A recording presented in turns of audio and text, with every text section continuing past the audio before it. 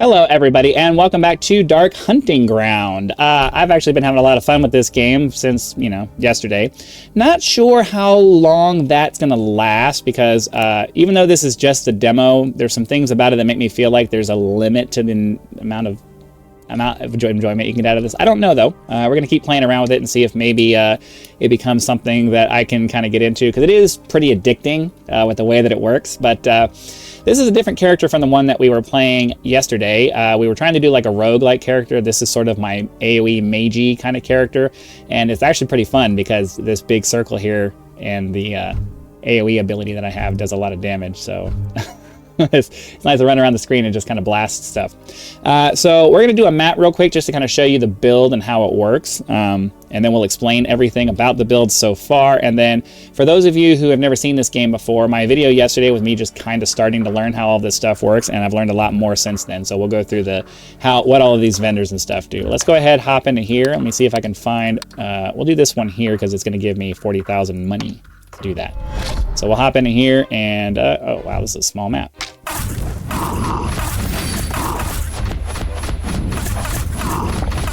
Oh, I forgot to give myself, crap.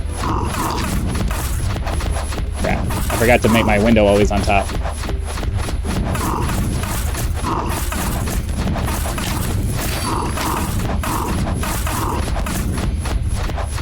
This one's gonna kind of suck because we're like stuck right into the...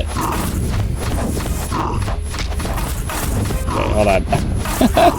I gotta really focus on this right now because this is the... Alright, so we got that done. Alright, let me hop back out of here. Okay, I forgot to put my window always on top, so I couldn't see like the very bottom of my screen down here because my taskbar was in the way. Alright, okay, but you see how that works, right? So let's go over the build really quick so you guys can see what I've done to make this work the way that it's working. First and foremost, we've taken the mana bomb skill, whatever this mana skill is here. It's this one, mana ball. Right, so in the regular version, you shoot a single ball and it just kind of explodes where it hits like that. So what we've added is we've added multiple projection to give us 3 of them. We've added Fury to make the skill power higher and add some fire damage. And then, just gain stacks of Fury as you're going. And if you can see over on the right side of the screen, this game actually just tells you what the things do, which is really nice. Fury deals 2% more damage per Fury for 4 seconds, right? So you can get up to 10 of that, and that's really nice to have. And then we've added the fast skill, which allows us to cast it much faster than you would without it, right? And then the last thing, we add the critical rate just to, give us a better chance of getting a critical hit on that. So that's our ability where we're running around and just throwing the little balls around, which, actually does a pretty decent amount of damage. I'm not sure what the DPS here is. Be able to turn this back on, or... I don't know why it's off. Oh, there we go. So, yeah, we're getting a pretty decent amount of damage. Okay, so that's the first ability. And then the second ability is our Nova, which is this white explosion ability that happens every couple of seconds. I can just hold the key down and it goes. So the cool thing about this one is that we are able to add poison. Basically, we're adding a poison ability to our... whenever we do it, it applies poison, which is really nice to have. So whenever we hit monsters with that, it adds a poison onto that. Mana draw makes it so that it no longer consumes mana. This thing actually uses a lot of mana when you use it, but because I have this, it basically makes it a free ability. I can just hold it down and keep spamming it over and over and over and over again. And then we have knockback, which pushes in, it has a chance to push enemies back. Any enemies that can be knocked back will be pushed back, so that's very nice. I haven't added a 4th ability to that one yet, but we will eventually get around to that. And then we have a little flash dash kind of ability. We took it from the warrior pathway. It allows us to jump forward, and the reason I took it specifically is it adds a little bit of life. So every time I use it, if I'm damaged, if I'm really damaged, I can just kind of jump over to the side there. And not only will it jump me over to the side, but it kind of regenerates your health a little bit. And for that one, we just added treat here, which adds some power, which doesn't really do anything, but it does restore some additional hit points, and then haste, which makes it activate faster. So there's always that. I did learn, I found the talent tree since the last game. So those of you who have been, who watched the first video and was like, dude, talent tree, I did find the talent tree, and we've been working on the mage talent tree. So mostly I've been focusing on trying to get as much AoE on my stuff as possible. So we added some damage stuff here. We had some mana regen here. But once we started getting down into the AoE, increased area of effect, I took as much of that as I could. So we found this here, an area of effect. So we got 3 area of effect nodes, another area of effect node here. And that's what's making this circle here much bigger. I don't remember if... I think it's a relic. Okay, so in this game, we'll go through some tutorial stuff sort of real quick just to kind of cover what all of this stuff is.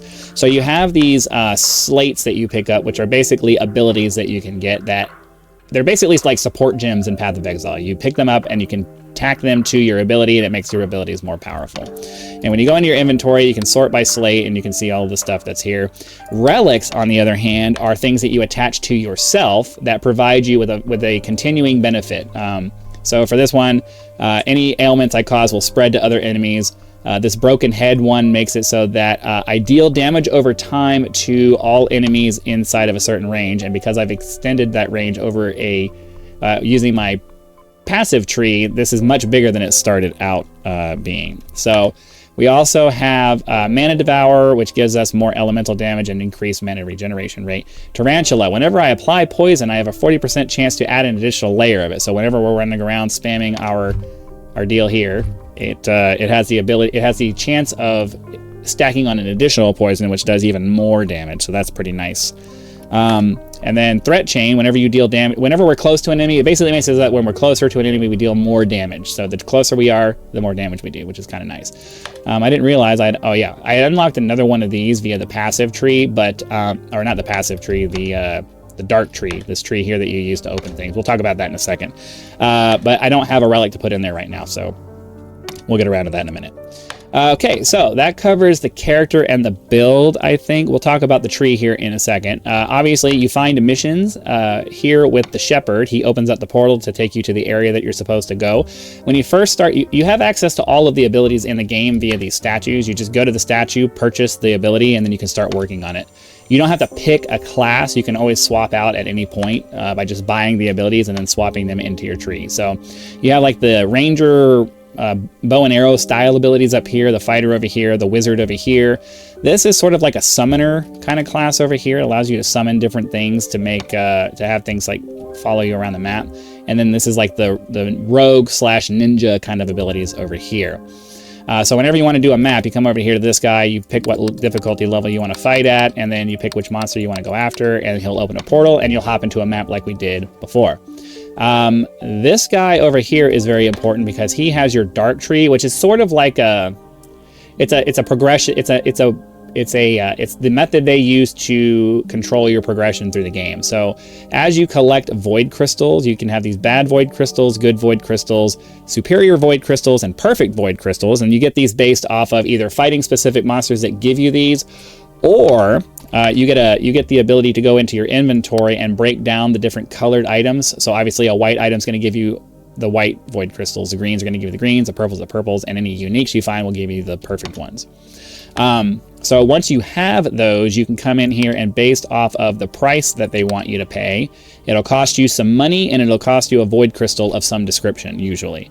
When you first start out, they only want like one of these little bad void crystals, which are relatively easy to get. And as you continue to go up, they start moving into the green and then the purple. And then I imagine at some point, we're going to have to start using some perfect ones, right? So this tree basically gives you, like, you get additional skill slots. You get your 2 additional skill slots as you go through this. You get you open up relic slots as you move. You increase your spirit, which we'll talk about in a second. And then, you just keep going up and getting talent points and increasing your spirit and opening up relic slots as you go up. And then eventually you get up here at the top where you've unlocked all of your passive skill points and maxed out your spirit and all of that. Spirit allows you to go over into this carrying power page over here and activate certain abilities. Each ability costs a certain amount of spirit, just like in Path of Exile, to use it. And the reason why that's important is that each one costs progressively more spirit to use. They're free. You don't have to have any kind of prerequisites. As long as you just have the spirit to use it, and you can swap these out at any time. I can come over here and swap that into that. Right now, I want max regen so that when I get mobbed by a bunch of monsters, I'm getting 10% of my life back per second, which is really nice. And I've also increased my movement speed so I can, you know, quickly move out of mobs of monsters when they come towards me.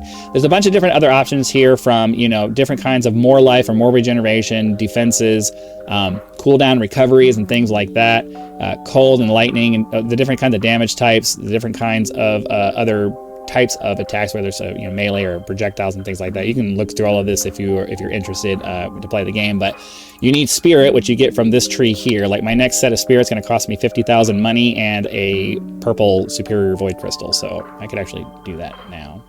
Actually, yeah, we can do that now. But that's not going to give me enough spirit to really do anything. You need at least 10 spirit to activate any particular tree. And then, so like for me, I'm probably going to wait until I get to, I don't know. I'll play around with this. I'll figure it out on my own time. But yeah, that's how you purchase things on the tree here.